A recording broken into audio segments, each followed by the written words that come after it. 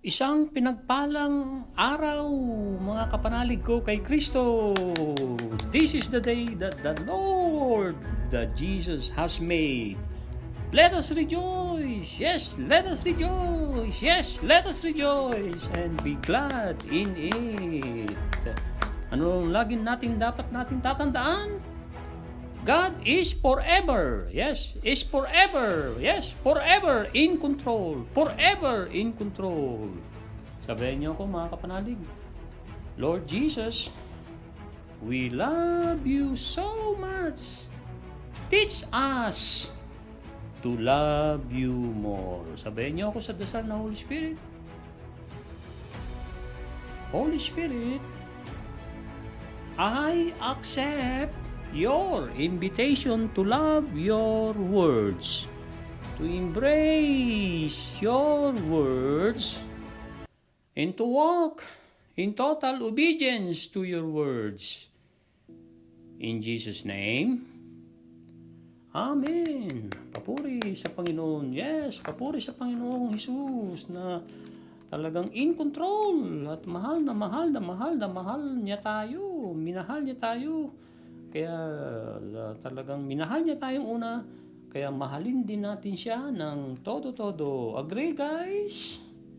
Mahalin din natin ng todo-todo ang Panginoon kasi siya lang ang ating maasahan. Siya lang ang hindi nagbabago ng isip. Agree? Yes, hindi nagbabago ng isip noon, ngayon at magpakailanman. Siya ay namatay sa krus para sa ating mga kasalanan. Siya ay nagsabi na the two greatest commandments na susulat sa Mateo Kapitulo 22, versikulo 37 hanggang 38, mahalin mo ang Diyos mo above all things. At mahalin mo ang kapitbahay mo, ang neighbor mo. Ang neighbor mo una ay ang pamilya mo. As you love yourself. As you love yourself. Kapareho ng pagmamahal mo sa sarili mo. Hindi pwedeng lumamang ang sarili mo, hindi rin pwedeng lumamang sa pagmamahal ang neighbor mo, ang pamilya mo, ang community mo. Kapareho, yun ang utos, kapareho ng ating pagmamahal sa kapwa at saka sarili. At anong sabi ni Apostle Peter sa 1 chapter 5 verse 7? Cast all your cares upon Him. All cares. Isa daw natin, ibato natin ang lahat ng ating mga pag-aalala, mga pasanin sa Kanya. Sinong tinutukoy ditong sa Kanya? Si Lord Jesus. Because He really, really, really cares. Oh yes, talagang nagmamalasakit, nagmamahal, nagpapatawad ang Panginoong Hesus sa ating lahat. Yes, sa ating lahat mga kapanalig. Kahit anong sekta ng relihiyon mo, kahit hindi ka naniniwala sa Kanya, mahal na mahal na mahal na mahal niya tayong lahat. Alright? Kaya papuri sa Panginoong Hesus. At talagang ang glory lamang ay para sa Kanya lamang. Ang kredito ay sa Kanya lamang dapat. Tanong! Ano po ang uwi ninyo sa episode 49, September 28? Buksan mo ang iyong isip at iyong puso. Binubuksan pa po ba na natin ang ating isip lagi sa Kanya at sa ating puso? Nananahan ba siya sa atin? Talaga bang bukal na bukal sa loob natin, sa puso natin ang pamamalagi ni Lord Jesus Christ? Siya ba ang laging naisip kahit binabagyo tayo? Kahit maraming mga pagsubok ang pinagdadaanan natin? Yes, dumaan lamang sa mga bagyo. Huwag manatili sa bagyo, dumaan lamang. Masiyahan sa tagumpay, sabi sa Desiderata, maging sa iyong mga balak, pangalagaan ang iyong hanap buhay, gaano man kahamak, iyay maasahan pag-aari sa pabago-bagong kapalaran, dala ng panahon. Dala ng panahon. So yan po ang paalala ng desiderata sa kayong maging malumanay sa sarili. Yes, maging malumanay sa sarili. Dahil sabi ni Lord Jesus Christ, my yoke is easy and my burden is light. Come to me and I will give you rest. Tandaan natin ang kalaban na si Diablo ay ama ng kasinungalingan, na siya ay nangihimasok sa ating isip. Kailangan daw nating kilalanin yan na nangihimasok lagi ang kalaban. Siya ay nagpunta para patayin tayo, para sirain tayo, at para i-deceive tayo. Linlangin tayo, yes, para linlangin tayo ng kalaban. Para guluhin ang ating buhay, at kung nagbabasa tayo ng Bible ay bubulong siya ng mga bagay na magpapaistorbo sa iyo. Ikaw ay aantukin, ikaw ay papasukan niya ng mga ibang bulong sa isip mo, dahil ayaw kanyang makalapit sa Panginoon ng mga Panginoon na si Hesus Kristo. So, mahalaga ang pag-aksyon ng pananampalataya na paniniwala kay Kristo na ang kanyang pagmamahal ay boundless, everlasting love. Yes, everlasting love. At ang yang mga yan ay sining para i-receive, para tanggapin ang mga yan ng everlasting love at boundless. At yan ay disiplina. Turuan daw natin ang ating isip para pagkatiwalaan ang nag-iisa nating Panginoon na namatay sa krus para sa ating mga kasalanan sa ikatlong araw na buhay muli. At ang sabi niya bago siya mamatay, Ama, patawarin mo sila. Hindi nila alam ang kanilang ginagawa. Pag yan lagi nating iniisip na talagang kumpiyansa tayo, ano man ang ating pinagdadaanan, may bumabatikos man sa atin, winawalang man tayo ng ating kapwa-tao, ay kumpiyansa tayong naririnig ng ating Panginoon yan. At idaing natin sa Kanya, isumbong natin sa Kanya, pero ang sumbong dapat ay may pagmamalasakit pa rin doon sa sumisira sa iyo, na huwag siyang maparusahan, na siya ay patawarin ng Diyos, at siya ay i-bless pa rin ng Diyos. So kung yun ang ating dasal, pinagdarasal natin ang ating mga kalaban, ay matutuwa ng todo-todo si Lord Jesus Christ, mabibless tayo, at siya na ang bahala, kasi siya ang nagsabing, the vengeance is mine. Yes, ang paghihiganti ay akin lamang, sabi sa Deuteronomy chapter 32 verse 35. Deuteronomy chapter 32 verse 35. Panghuli, dito sa episode 49, resist. Patalsikin mo ang Diablo sa ngalan ko. At siya ay sling away from you. Siya ay tatalilis, aalis. Matatakot sa iyo dahil binanggit mo na tumalsik ka. Ayaw kita sa buhay ko, Diablo, sa ngalan ni Jesus. Yes, sa ngalan ni Jesus. Yung salita na yan, sa ngalan ni Jesus, Diablo, ay pinapatalsik kita sa buhay ko. Hindi kita kailangan, Diablo. Ang kailangan ko lang ay si Lord Jesus Christ lamang na nagmamahal sa akin para ako'y mabuhay, para ako'y magtagumpay, at para ako makarating sa langit. At ayaw kong yung kaharian mong impyerno, ay ayaw ko yan na Diablo, at ikaw, alam ko na ikaw, Diablo, ay hindi tutulong sa akin kundi sisira at papatay sa akin. Kung yun ang mga deklarasyon natin, ano po mangyayari sa ating buhay? So, magaganda at talagang poproteksyonan tayo ng ating Panginoong Jesus. Kaya sa Panguli, draw near to me and my presence will envelop you in love. Lumapit ka sa akin, at ang aking presensya ay babalot sa iyo kasama ng aking pagmamahal ng todo-dodong walang humpay, walang katumbas na pagmamahal ko sa iyo, anak. Ito na po ang episode 50, September 29. Ang pamagat po ay sumasayo ako at pumapalibot sa iyo. Yes, sumasayo ako at pumapalibot sa iyo. Sampung hinango yan ni Sarah Young ng Jesus Calling, enjoying kapayapaan sa presensya ng Panginoong Hesus. Nasa Psalms 34 verse 4 to 7. It says, I sought is hinanap. Kasi kung to seek ay hanapin. I sought, hinanap ko na. I sought the Lord and He heard me and delivered me from all my fears, mga takot. They looked to Him and were radiant, and their face were not ashamed. This poor man cried out, and the Lord heard him. Pinakinggan siya ng Panginoon dahil umiyak yung tao na yun, yung mama na yun, and saved him out of all his troubles. Last verse 7.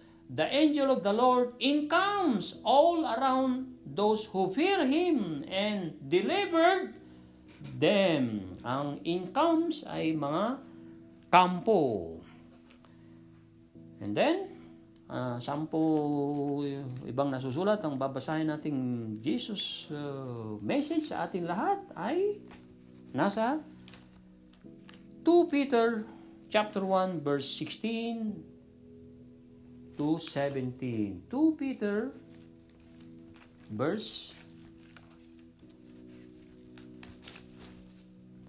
16 and 17.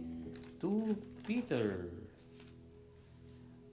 verse 2 Peter, ikalawang aklat ng Pedro, chapter 1, verse 16 and 17. Ito po ang verse 16 and 17. It says, but he was rebuked for his iniquity, a dumb donkey speaking with a man's voice, restrain the madness of the prophet.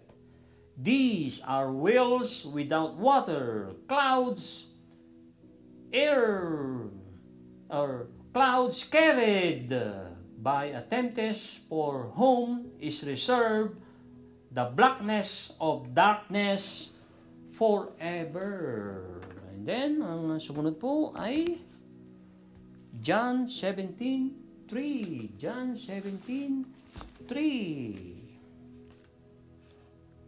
It says, and this is eternal life, that they may know you, the only true God, and Jesus Christ, whom you have sent.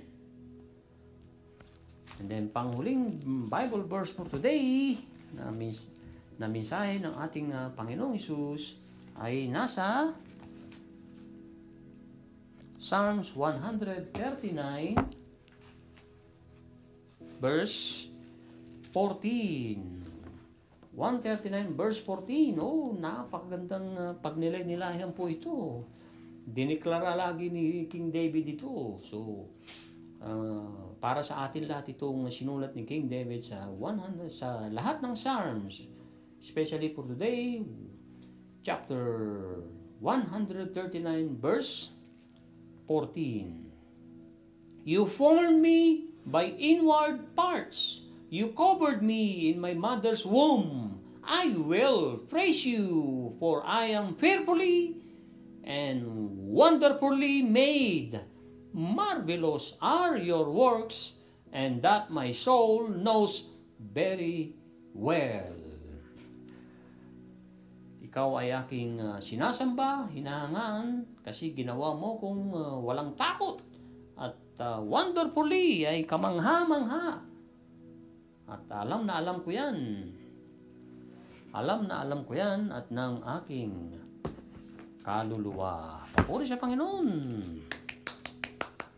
Ito na po ang mensahe sa episode 5050, September 29. Sumasayo ako at pumapalibot sa iyo. Woohoo! Ito na po. I am with you. And all around you. Yes, all around you. Encircling you. Encircling in na nakapaligid. Encircling you, golden rays. Golden ay gintong, rays ay sinag, gintong sinag ng ilaw. Golden rays of light. I always behold you face to face. Not one of your thoughts escapes my notice, because I am infinite. I am able to love you as if you and I were the only ones in the universe.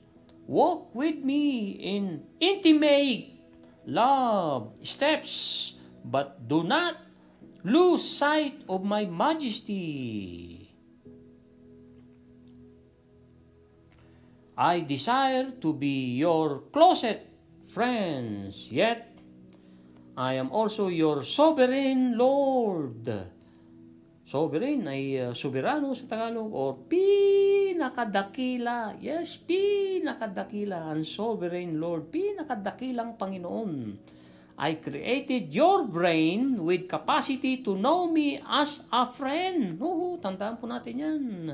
As a friend. Ang ginawa niya raw, ginawa daw ni Lord Jesus Christ ang ating utak na mayroong kapasidad para alamin, kilalanin ang Panginoon ng mga Panginoon na tinawag tayong friend. Yes, gusto niya tayo maging kaibigan. As a friend, sabi niya, ang creator of the universe. Tignan niyo ang galaxy, ang buong universe, ang mga planeta sa buong mundo. Napakalaki niyan. Pero gusto niya makipagkaibigan sa atin. Wow! Papuri sa Panginoon. At siya ay maaasahan na kaibigan. Maaasahan sa lahat ng oras. Tuloy ko po. I created your brain with capacity to know me as friend and Lord simultaneously, sabay-sabay. The human mind is the pinnacle. Pinnacle ay sumisikat of my creation, but so few use it for primary purpose. Knowing me, I communicate continually thought my spirit. I continually through my spirit. Yes, through my spirit, sabi ni Lord Jesus Christ, my word, my salita, and my creation. Only humans are capable of receiving me and responding to my presence. At pagtatapos ni Lord Jesus Christ, episode 49, you are indeed fearfully and wonderfully made.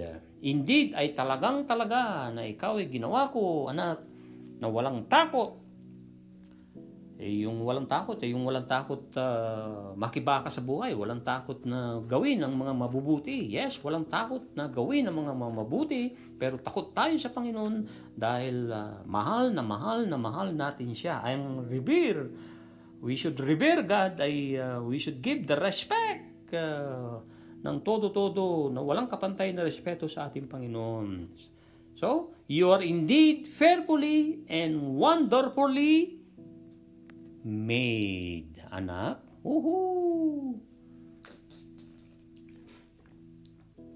Pag nilay-nilayan na po natin sa ating salita na Tagalog ang mensahe ni Lord Jesus Christ para manuot. Yes, para manuot sa ating isipan. In your notes, lagyan ng mga notes, balik-balikan. Ang notes ay one thing yan. Pero ang pag-digest, pag-review, at pagsasabuhay ng mga notes mo ay another thing. Ay very, very, very, very, very important thing. Oo, masipag kang mag-notes. Pero kung hindi mo binabalikan yan, hindi mo yan nire-review, hindi mo yan binubuklat, hindi mo yan matatandaan. Repetition. Repetition. Repetition. Repetition. Repetition. Paulit-ulit na repetition ng mga mabubuti na salita, mabubuting isip, at mabubuting gawain. Repetition, repetition, repetition, repetition. Walang humpay na repetition, no? Para may program mo ang brain or particular ang subconscious mind mo, sabi ni WCS William Clement Stone, na buhay ng 100 taon. So sabi nga ni Pastor Ed Lapis, nung makita niya ang YouTube video ng isang 92 years old na sumasayaw ng samba, 92 years old na lola, ay kung hiyagis ng kanyang partner at talagang akala mo kung kumilos teenager, ay talagang maraming ginawang mabuti si lola at 92 ay nakakasayaw ng ganoon. So maraming ginawang kabutihan si W. Clement Stone, kaya niya narating ang 100. Tumarget siya ng 104 hanggang 110 sa interview 1980s ng presidente noon ay si Ronald Reagan. Kasi nabanggit doon sa interview na yun, si Ronald Reagan ang presidente. So 1980s yung interview na yun. I encourage you na panoorin, pakinggan ng paulit-ulit at nakailang beses ko nang pinakikinggan at marami kang matututunan. Rare interview ni WCS na ang daming mga mapupulot na mga aral, hindi po obsolete yung mga itinuro doon. Hanggang ngayon, it applies kung gusto nating i-apply.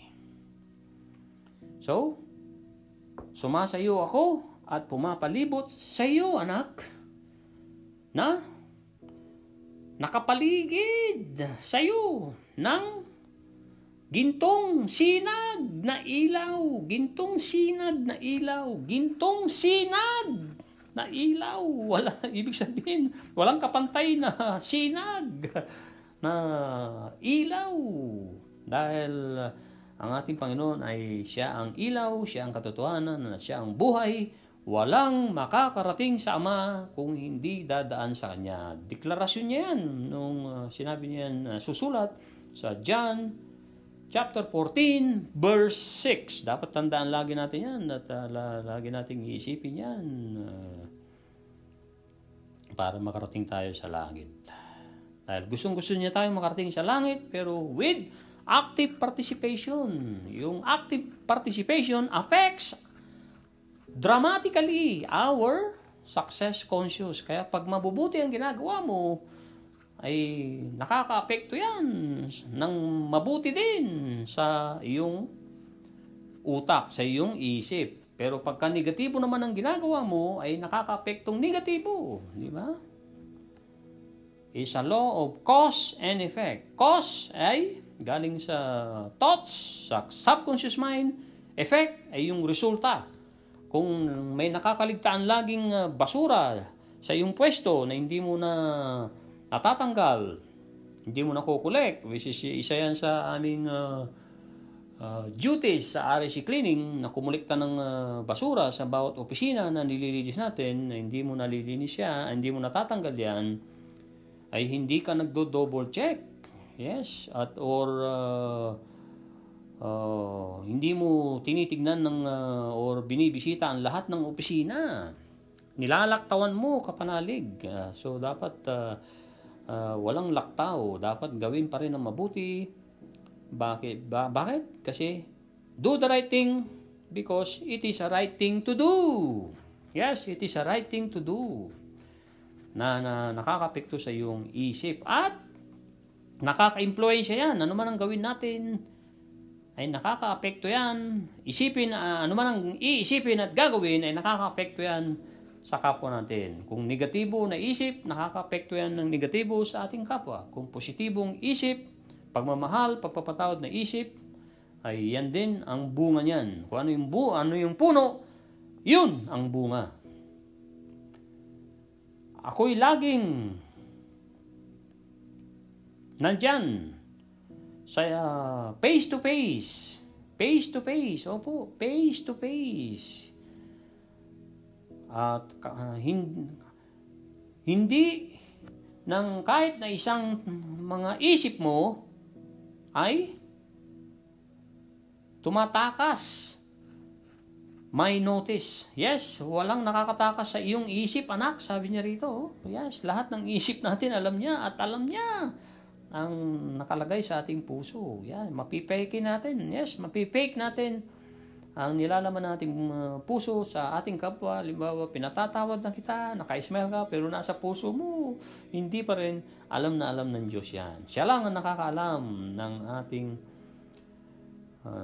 iniisip at nakalagay sa ating puso. Kasi, ako ay walang hanggan because I am infinite. I am able to love you. Ako ay talagang makakapagmamahal sa iyo. At ako rin ang nag-iisang sa sansinukob. Kaya nga humayo ka na malapit sa akin kasama ang iyong pagmamahal. Ng bawat hakbang mo ay may pagmamahal. Kaya nga, wag daw mawala ang iyong paningin sa majesty, yes, sa majesty ng ating Panginoon. I desire to be your closet friend. Ako ay nagnanasa na maging super dikit na kaibigan sa iyo. Yet, I am also sovereign Lord. Sovereign ay soberano, pinakadakilang Panginoon. Yes, pinakadakilang Panginoon si Lord Jesus Christ. Panginoon ng mga Panginoon, Hari ng mga hari. Ginawa ko ang iyong utak na mayroong kapasidad para alamin ako bilang kaibigan mo, para kilalanin ako bilang kaibigan mo, or bilang kaibigan mo. To know me as a friend, and kilalanin mo rin akong bilang Panginoon mong sabay-sabay. As a friend, ibig sabihin dito, as kaibigan, as Panginoon na nag-iisa sa ating buhay. Sabay-sabay, simultaneously. Ang isip ng isang tao ay pinakulo, yes, pinnacle, ay pinnacle of my creation. But ang mga iba ay ginagamit nila, use it for primary purpose. Primary ay yan ay ang una nilang purpose dapat ay para kilalanin ako. Ako ay nakikipagkomunikasyon sa inyo ng tuloy-tuloy, true, sa pamamagitan ng aking espiritu, sa pamamagitan ng aking salita, at sa pamamagitan ng aking mga creation. Yes, sa pamamagitan ng mga creations ay kinakausap tayo ng Panginoon. Observe the nature, Mother Nature. Ganyan ang sikreto ni Henry Ford na sinulat ni Napoleon Hill kung bakit nagtagumpay ng todo-todo from mangmang, walang aral, wala ring kapera-pera, pero he became the richest man in the world kahit matagal na siyang nawala noong 1948, kung di ako nakakamali, hanggang ngayon kilalang kilala si Henry Ford. No. Only humans are capable of receiving me and responding to my presence. Ang tao ay siya lang ang may kapasidad ng pagtatanggap at pagre-responde sa aking presensya. At panghuli na sinabi ni Lord Jesus Christ, ikaw ay talagang ginawa kong walang takot at kamangha-mangha sa lahat ng aking creation. Na ikaw ay kamangha-mangha. You are wonderfully and fearfully made, sabi ni Lord Jesus Christ. Papuri sa Panginoon. Napakagandang episode 50. Yes, ibig sabihin, naka 50 days na po tayo dito sa libro ni Sarah Young, Jesus Calling. 365 po ito. So, mahaba pa ang ating lalakbayin kung pahintulutan tayo ng Panginoon at maraming salamat na nandiyan kayo. Shoutout sa aking Kuya Romy na talagang masugid na sumusubaybay at gusto rin mag-transform through renewing our mind. Opo, through renewing our mind. Proceed na po tayo sa Kawikaan 29, versikulo 1 hanggang 29. Ito na po, ang Kawikaan 29 na kapitulo. Ang mga versikulo ay mula 1 hanggang 27. Ito na po ang Ang una po, ang taong ayaw magbago kahit palaging sinasaway ay bigla na lamang mapapahamak at hindi na makakabangon pa. Kapag matutuwid ang namamahala, nagdiriwang ang madla.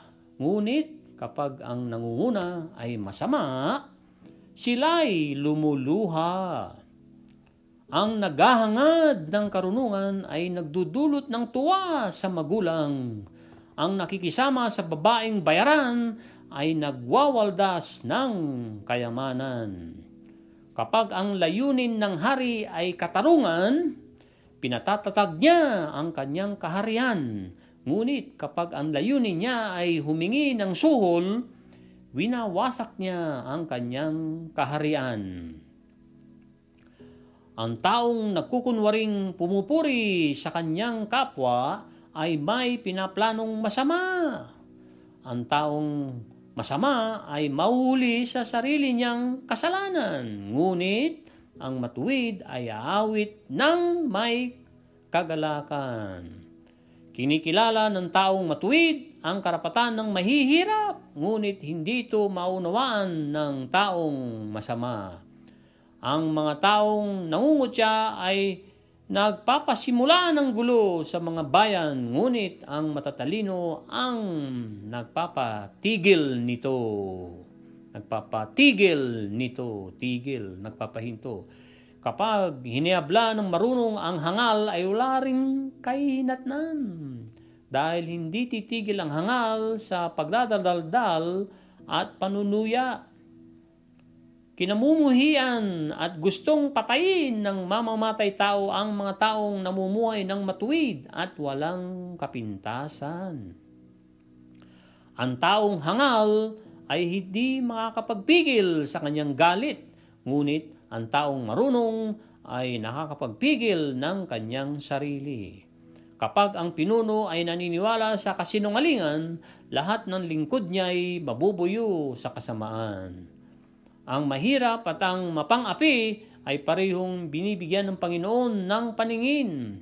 Kapag ang hari ay makatarungan sa mga mahihirap, pag-ahari niya'y magtatagal.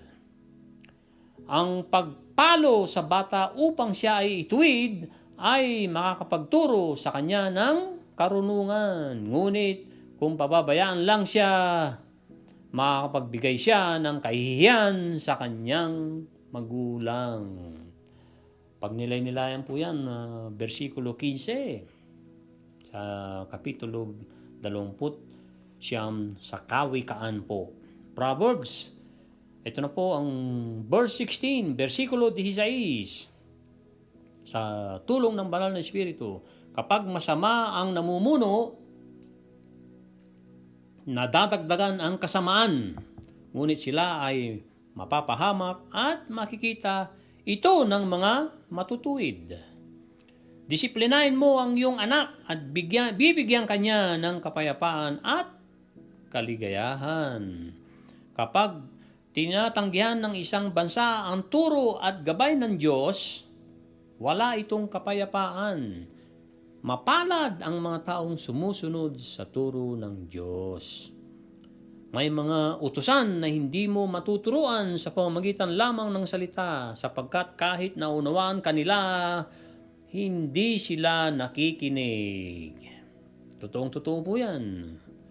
Mas mabuti pa ang kahinatnan ng mangmang kaysa sa taong pabigla-biglang magsalita. kung mula pagkabata ng iyong utusan ay sinusunod mo ang layaw niya, sa huli ay magiging problema mo siya. Ang taong madaling magalit ay nagpapasimula ng gulo at palagi ang nagkakasala. Ang kayabangan ng tao ang magbibigay sa kanya ng kahihiyan, ngunit ang pagpapakumbaba ang magbibigay sa kanya ng karangalan.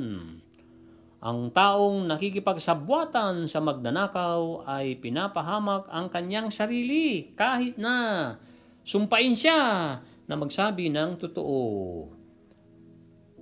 Ay hindi pa rin magsasabi. Mapanganib kung tayo ay matakutin, ngunit kung magtitiwala tayo sa Panginoon ay ligtas tayo. Maraming lumalapit sa pinuno upang humingi ng pabor, ngunit tanging Panginoon lang ang makakapagbigay ng katarungan. Panghuli, kinasusuklaman ng matutuwid ang masasama at kinasusuklaman din naman ng masasama ang matuwid. That's it for now, mga kapanalig. Maraming salamat sa inyo. Mayroon kasi akong appointment sa araw na ito ng alas 11. So ngayon ay 10:43 a.m. na. So ipagpaumanhin yung hindi ko may picture yung iba kong gustong i-feature. Pero kung papayagan tayo ng Panginoon ay babanggitin po natin ang mga importanteng mga bagay na makakapagdagdag ng value sa atin at para maging difference maker tayo, para manatili tayo sa Diyos, na sumunod sa Diyos at tanggapin ang mga biyaya ng Diyos at magparami tayong mga Kristiyano na aktibo, hindi lang Kristiyanong papel. Anong laging tatandaan? God is forever in control. Yes, in control. Measure our progress and adjust our plans and actions to become better aligned for success. Regularity is a hari. Opo, ang regular ng ginagawa mong mabuti ay hari yan. Pag-iipon, pagtatrabaho ng todo-todo, pagrespeto, pagmamahal, pagbibigay ng anuman para sa Diyos, at pagtulong sa kapwa ay na regular mong ginagawa yan, na hindi ka inuutusan, bukal na bukal sa kalooban mo, ay hari ng buhay mo yan at natutuwa ang Panginoong Ama sa langit. Bye for now. God bless. Maraming salamat sa inyong lahat.